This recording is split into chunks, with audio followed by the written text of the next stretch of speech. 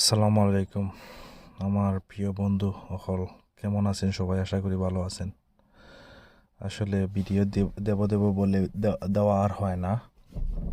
Basically আজকে একটা video ছাড়লাম। আমি ইউনাইটেড কিংডমে আছি। আমি ইউনাইটেড কিংডমের অক্সফোর্ড শহরে থাকি।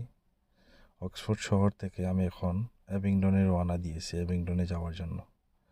তাই ভাবলাম ইউনাইটেড কিংডমের লাইফস্টাইল এভরিথিং আপনাদের সাথে শেয়ার করার জন্য এই ভিডিওটা ছাড়া। কে কেমন আছেন, ভালো আছেন, কীরকম আছেন একটু কমেন্টে জানিয়ে যাবেন। আশা করি সবাই ভালো আছেন। আসলে ইউকে লাইফস্টাইল অনেক সুন্দর, অনেক ভালো।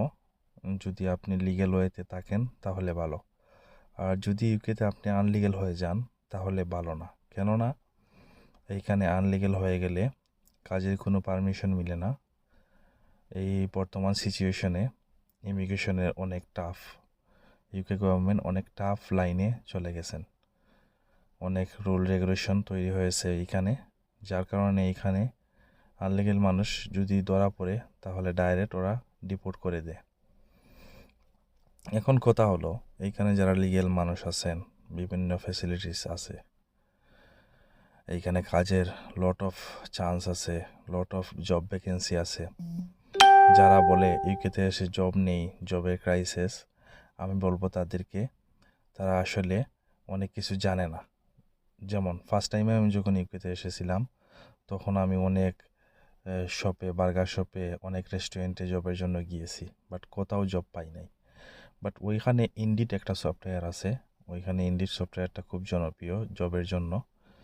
মানে ইন্ডিডে সার্চ মারলে তোমার প্রপারলি সিবি, তোমার এডুকেশন, পড়ালেখা যতটুকু আছে, তোমার এসএসসি, এইচএসসি, তোমার যত ডিগ্রি আছে সব কিছু তুমি ওইখানে লিখবে।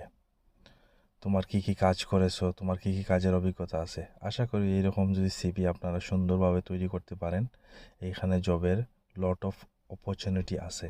যেমন ওয়্যার হাউস, বিভিন্ন রিসোর্ট, বিভিন্ন আপনার হাউসকিপিং, কেয়ার সেক্টরে জব আছে, বিভিন্ন আপনার রেস্টুরেন্ট, ইংলিশ রেস্টুরেন্টগুলোতে ভালো ভালো পে আওয়ার দেয়, ওরা টিপস সহ দেয়।